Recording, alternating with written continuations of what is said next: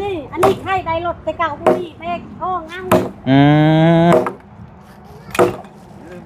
โอ้เป็นตะร้อนแท้นี่มันพวกกักแท้นี่พูดโลเนาะพวกทมไว้มัดเชือกมัดไว้คักโลนี่สบายดีอะเดียอ๋อเป็นนี่ได้มื้อนี้ไปให้ยี่บ่ฮะบ่ได้ไปให้บ่โอ้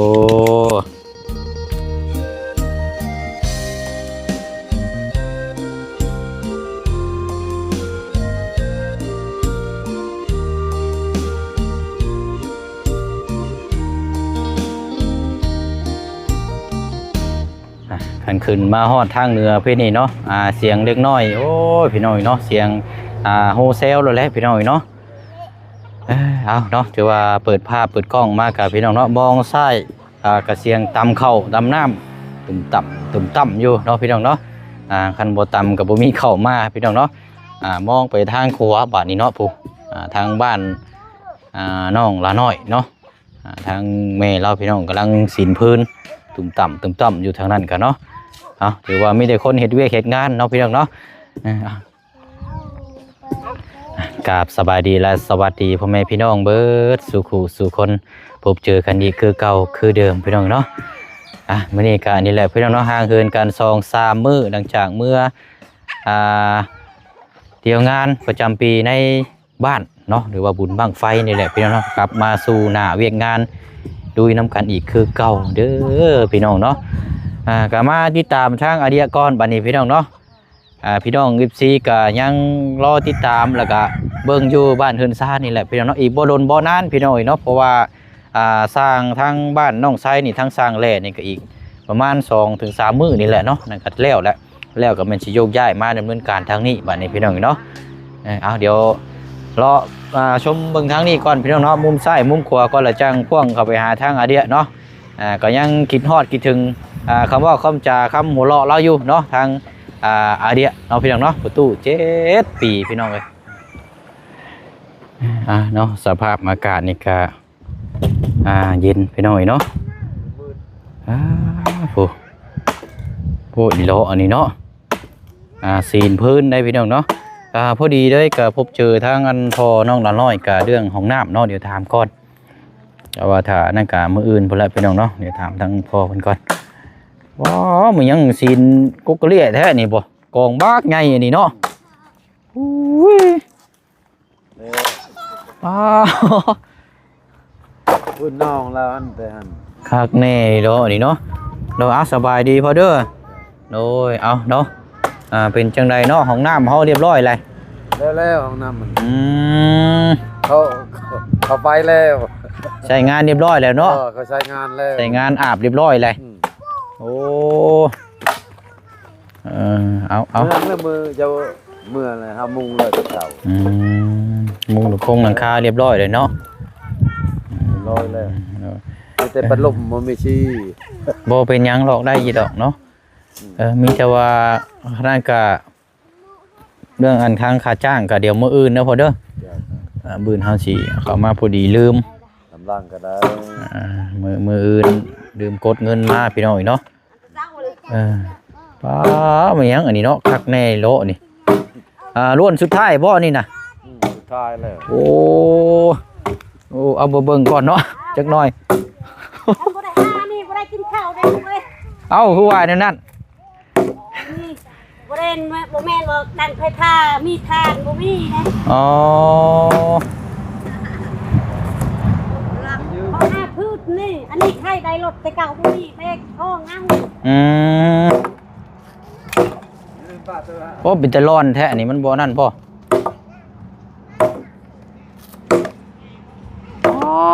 เนาะมกละลายนี่เนาะซีนเตจังมุ้งอันนี้นะเฮ็ดเตจังมุ้งนี่คือกองใหญ่แท้นี่อันนี้บ่ได้ฮอดชั่วโมงบ่ทันได้พอชั่วโมงบ่ได้ฮอดชั่วโมงยับออกเด้อลูกเด้อยับออกเด้ออุ้ยเนาะโอ้บัดนี้แล้วก็สิคนไปพุ่นแล้วบัดนี้เนาะมองไว้เวลาฝนตกแหละบ้านมันสบายหาหน่อไม้หน่อตอกสบาย ถ้าบ่มีพืชในโอ้ยเข้าก็บ่ชุบ โอ้โหดีแล้วอันนี้เนาะไปหาน้ำกัดจะคนอันนี้นะ สองคนกับลูกไผ่ ไปกับลูกไผ่ โดย ป้าลูกไผ่กันเนาะคักดีแล้วอันนี้ ได้3คันรถไถนะ อันใส่รถไทยนี่บ่แกมา โดย อืม คนมาแต่ไทยแหละใช้รถไถกองไว้ใช้รถไถบ่ได้แบกคือกัน ก็ แต่เก่าบ่มีรถสิแบกอันนี้มีรถ มีรถก็ คนมาแต่ไทย ใครแน่บัดนี้เนาะพอได้ใส่รถก็แกเอาลงมานี้พอได้ซีน แบกแต่ให้ซื่อ อืม มาคนเฮือนตัด เรียบร้อยเนาะคนไปพุ่นบัดนี้เนาะเอาไปแล้วเนาะให้ทั้งลูกชาวลูกชายลูกไผ่ลูกเคยเนาะหลายคนอยู่ซอยกัน โดยบ่มีลูกเคยบ่มี เอ้าท่านมีบ่ใช่ มีแต่ลูกไผ่ มีแต่ลูกไผ่เนาะ โดยลูกเคยได้บ่ได้ก็ยาลูกชาวแม่มันบ่ไปใส่ทำมาแล้วมันนอน โอ้ มันบ่ออกไปใส่ให้มันออกไปเฮือน ไม่ออกแต่เฮือนพ่อบ่ กันว่ามันขี้ดื้อนี่มันไปกลางค่ำกลางคืนนี่ปล่อยมันไว้ เออ ปกติของมันบ่ออกไปใส่ มันเช่ากันอยู่แบบปกติเนาะ โดย อื มันยังเอาบ่เอาก็ยามันบ่ให้มันอยู่ดี โดย ถ้ามันอยู่บ่ดีนี่แม่เจ็บหัวให้มันออกไว้ แม่นนั่นแหละเนาะเอาเนาะเดี๋ยวคนไปพุ่นอีกอันนี้เนาะเอาเต็มที่ไปหน่อยเนาะซอยกัน มีขวดอีมูเนาะคันบันเลื่อยตัดกับอีกนิดนึงเนาะตักจะปิง คันมากองมือคันเอาไว้เฮือนมืออื่นแล้วเฮ็ดแนวนี้แหละ อืม น่ะไปคน เพราะวัน ไปนี่ ตักจะติงใช้รถเป็นหยังบ่มีบ่ แอดเอารถมันจังง่าย โอ้ยนี่ก็ไผ่ค่าไผ่ชู80เดือน บ่ได้เฮ็ดหยังก็สู้ค่าไฟ ค่าไฟ นึงเฮ็ดกินก็บ่ได้เคยเฮ็ดกินทางไฟฟ้านี่ ใส่ปืนชูใส่ไผ่ปืนนี่ โดย อันใส่ไผ่เฮ็ดกินมันแห้ง อืมไฟนี่เฮ็ดอยู่เฮ็ดกินนี่มันหนึ่งมันสุกไวเนาะ แล้วพออยู่ตอนนั้นผมแพงไผ่บ่เสร็จ โอ้ย 80อันนี้ผู้เดียวเฮาเป็นทอด80งง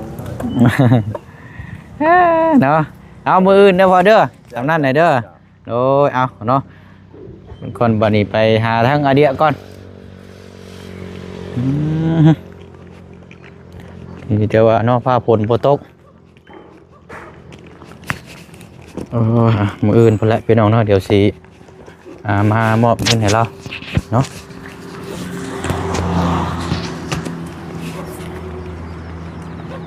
มาเบิ่งมุมซ้ายก่อนบัดนี้เนาะมุมซ้ายนี่ต่ำอย่างเดียวนี่เนาะสายต่ำอย่างเดียวใกล้เราบ่เอ้ยสบายดีเด้อโอ้โหดแล้วอันนี้เนาะ บ่ได้ปากรู้ความคือมันคุยเลยรู้จักความ อันลูกเล่าเนี่ยบอกลาวอะไรอยู่เนาะน้องอันชื่อว่าช่างก็ ไอ้ทายไอ้ไม้ลูกเรา ผู้ใหญ่ได้ชื่อในใดก็ ไอ้ไม้ ผู้ไม้น้องไม้บ่น้องไม้บ่ได้อยู่บ่ ไปเล่นแล้วเห็น อืม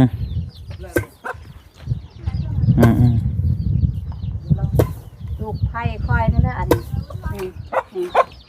เอื่อย สองคนนี่บ่อันนี้ลูกไผ่บ่ลูกไผ่เจ้า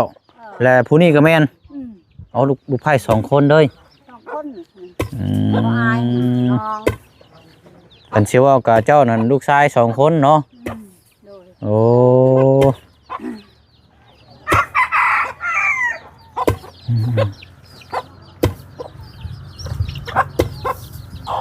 ตามเนาะพอได้มาเนาะ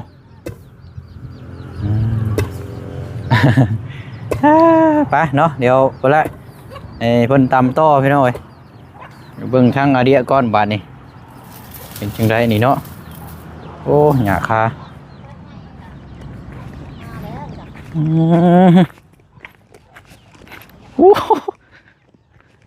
พวกกักแท้นี่พูดโลนเนาะพวก ทมไว้มัดเชือกมัดไว้คักโลนี่โอ้ยอยู่บนนอเดียนี่เดียอยู่บ่เต้วโอ้เราก็กล้วยมาปลูกไว้นี่เนาะปลูกใช้ตามแลนเลยพี่น้อยปลูกแค่ตามแลน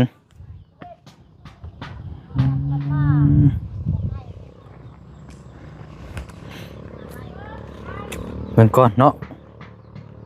แวบเดียวเลยพี่น้อยมืดไว้แล้วนี่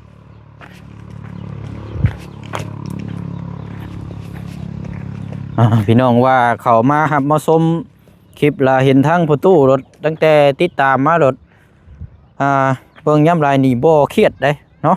อารมณ์ดีว่าซั่นเลยมื้อนี้เอาเข้ามาอีกก้อนพี่น้อย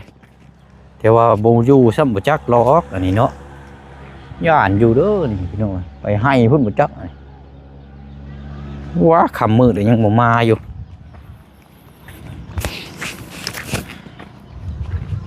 ยังแต่อาแตวนี่บ่จักงบในการสร้างบ้านเฮือนซ่านทั้งอาเดียนี่ก็มีแต่ว่าแจ้งพ่อแม่พี่น้อง FC เนาะรอติดตามเบิ่งนำกันอีกก่อนเนาะพี่น้องเนาะว่าหลังจากว่ามันสิขาดอย่างแน่เนาะถ้าพี่น้องอยากมีร่วมสมทบช่วยทางครอบครัวตรงทางอาเดียเพราะว่าตอนนี้ก็คือเฮารอในการดำเนินการนั่นแหละพี่น้องเนาะรอขึ้นเฮือนโครงสร้างก่อนแล้วก็ให้สร้างเพื่อดำเนินการจับซอยไส้แล้วก็ตัวไรขาดแล้วก็ตัวไรขาดงบแล้วก็จังแจ้งแล้วก็จังว่าน้ำกันอีกเนาะอันนี้ก็ทางบุเซียนี่ก็มีส่วนร่วมอยู่ตัวนี้ก็มีเงินอยู่2 ล้านกีบเนาะกับเงินทางพอใจดีเนาะที่เพิ่นฝากมาก่อนหน้าที่บุเซียงแจ้งไปเดี๋ยวจังว่าจังคุยน้ำกันเอาบัดนี้เนาะมาเจอทางอาเดีย2สบายดีอาเดียเป็นนี่ได้มื้อนี้ไปให้ยี่บ่ฮะบ่ได้ไปให้บ่โอ้บ่ได้ไปให้ใช้ไปใช้น่ะทางอาเดียไปใช้น่ะแต้วจุใช่อัวไปใช้จุใช่ไปใช้เกาะไปให้บ่ยังบ่ทันมาอยู่ป้อค่ำมืดเลยยังบ่มาอยู่บ่แม่นลงทางแล้วบ่จักจะอยู่จะคนอยู่คนเดียวบ่อยู่จะคนอยู่เฮือนนี่น่าก็จังฮะน่าก็จังจังแม่นเว้าบ่สั่งแล้วเราอยู่ผู้เดียวซั่นบ่อ้าย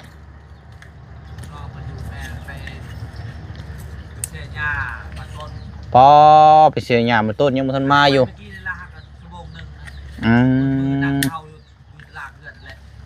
ไปช่วงคันที่ว่าก็ไปเฮ็ดเวียกช่วงตอนแรงนะนี่เนาะพอได้เฮ็ดเวียกได้แต่ว่ามันค่ำนี่ก็ว่าถ้ามันเว้นนี่ก็บ่ได้พี่น้องมันแดดร้อนเอาแห้งอีหรอน้องเจ้าได้สักก็บ่ได้อยู่บ่ไปนำกันเบิดเลย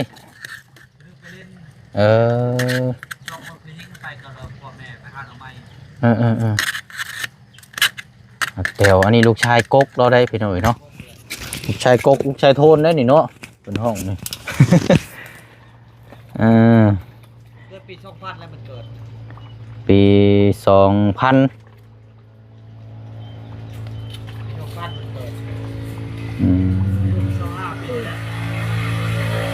2000ปี2000ก็แม่นโอ้20ปลายปีเลยเด้ซะเนาะโอ้25ปีแล้วบ่โอ้เพราะว่าอันเดี๋ยวนี้ก็2025เลยเนาะกันว่าเกิดปี2025ปีแล้วนี่พี่น้องทางอาเตวพ่อก็จะบู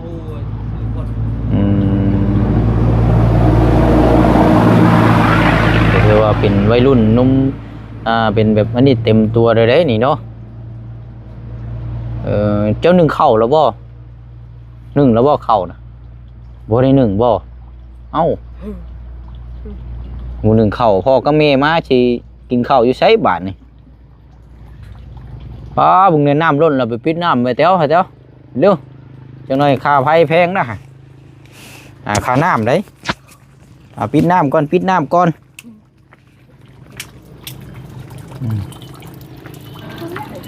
ฮะปิดบ่ได้บ่น่ะโอ้วาวเสียวได้เนาะ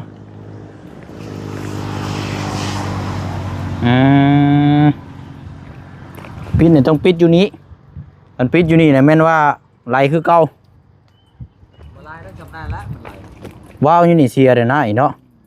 ต้องซื้อก๊อกตัวนี้มาเปลี่ยนตัวนี้ เอากระซอกเพื่ออะไรเปลี่ยนซากเพื่อ บ่เขาใช้งานตลอดเลยเนาะมันแบบว่าเขาขยโยกไปขยโยกมาเดี๋ยวมันเสียไว้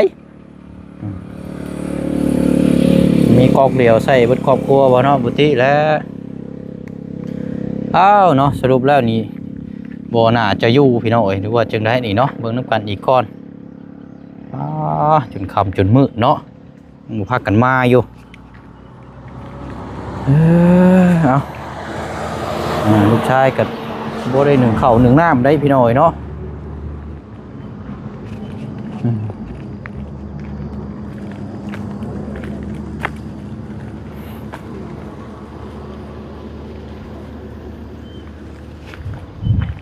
ง่ายมาพี่เนาะเข่านี่ทางอาเตวยังใดเนาะ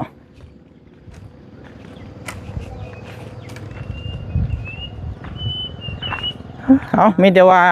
และมื้ออื่นบ่เสียงสิมาหาใหม่เด้อเห็นบ่บอกพ่อเจ้าหน่อยเด้อเราบ่อยู่เด้พี่น้อยเขามื้อเด้อจักยามใดเนาะโอ้เฮาอะไรนิดหน่อยนึงกะเนาะน้อยฉลาดเด้นี่ผู้สิไล่ฮอดกัดแข่งละบัดนี้แม่นผู้นี้บ่แม่นบ่นี่บ่น่าแม่นเนาะ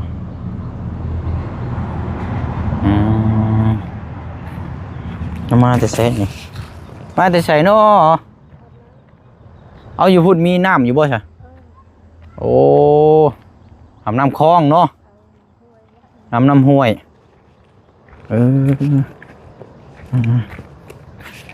ก็ส่วนหลายเพิ่นก็เลือกอาบน้ำห้วยน้ำคลองไปแบบ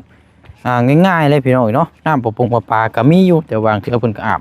เลือกอาบแบบนี้แล้วก็แล้วพอแล้วไปแต่ละมื้อแต่ละวัน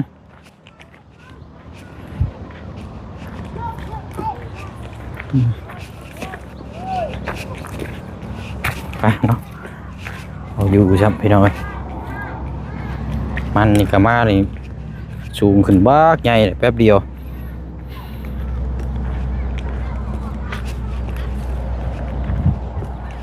ปลูกต้นกล้วยเอาเนาะบ่ได้พูดคุยกับทางอาเดียซ้ำพี่น้องเนาะเราก็ไปเฮ็ดเวียกเฮ็ดงานเฮ็ดสวนมันสวนไห้เราหั่นแหละอันนี้ก็มองรับมองนอนแล้วโอ้คือเก่าไปเนาะไอ้ผ้าห่มผ้าแพรนอนปกอยู่นี่แหละเนาะ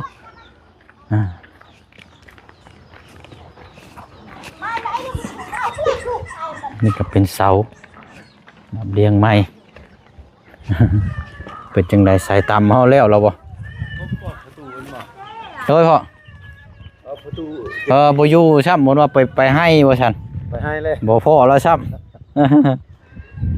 จนมืดยังบ่พากันมาอยู่เนาะไปใช่ครับยังใส่กับหนูเลยบ่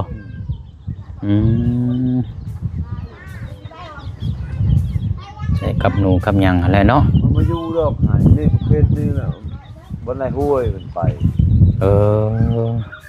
เราบ่ค่อยอยู่นะนี่เนาะไปตลอด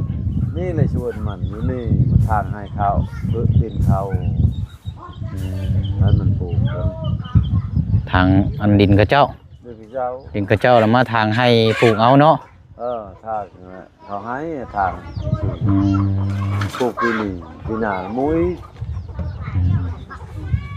ในวิทนี้เลยวิทโนนนี่วิทนูนมองอันโดนๆนี่บ่ข้ามไปพุ่นแม่นเนาะภาคอันนั้นภาคกกใหม่ตัวใหญ่ๆมะม่วงเอามัดเลยแต่หันฮอดนี่หันตัวเขาเอ็ดปลูกหลักใหม่ส่วนเฮาเอาเนาะก็ ดีแล้วเราก็ขยันเนาะเฮ็ดงานเนาะว่าพุ่นละมื้ออื่นพุ่นละจะสิเข้ามาใหม่มื้ออื่นเฮาสิเข้ามาใหม่อันบ่หรอกพ่อเฮาสิอันพาไปเบิ่งเด้อเอาอันนี้ให้แล้วก่อนมีแล้วพี่น้องเอาพี่น้องเนาะบ่มีถุงใส่ครับมันเอามีให้เราพอได้ต้มก่อน3-4ห่อเนาะโดยพอเด้อมีพอได้ต้มโดย มื้ออื่นพุ่นละเฮาสิเข้ามาใหม่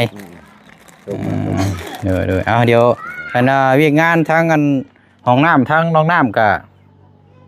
เพราะว่าก็มันมีครบไปแล้วนั่นน่ะเนาะกันว่านั่นก็ที่เฮาสิถามทั้งลุงนวดเบิ่งถ้าว่าเพิ่นว่าโอเคก็มื้ออื่นจัง คันเราว่าให้ละมาก่อนก็ทาละมาอย่างเราอยากลงกันน่ะเฮ็ดวังปลูกโดยขุดเช่ากันนะโอเคเดี๋ยวเฮาสิถามเบิ่งคันว่าเพิ่นว่ายังรอก่อนก็จังว่ากันเนาะแต่ว่าเฮาก็มีส่วนร่วมนำกันเป็นอุปกรณ์ก็แม่นเบิ่นล่ะแต่ว่าเฮาก็ถามนำกันเลยมื้อนั้นดอกมันไปขึ้นเฮือนลูกเคยโอ้โดยเอาโอเคเด้อเฉพาะเด้อเดี๋ยวมีหยังเฮาสิแจ้งบอกอีกเทื่อนึงโดยเนาะยังบ่แล้วบ่ทั่วอยู่ทางนี้กับพี่น้องไอ้พวกค่ำจนมืดอันนี้ลูกไผ่ทั้งลูกไผ่ได้นี่เนาะเอาตามเนาะ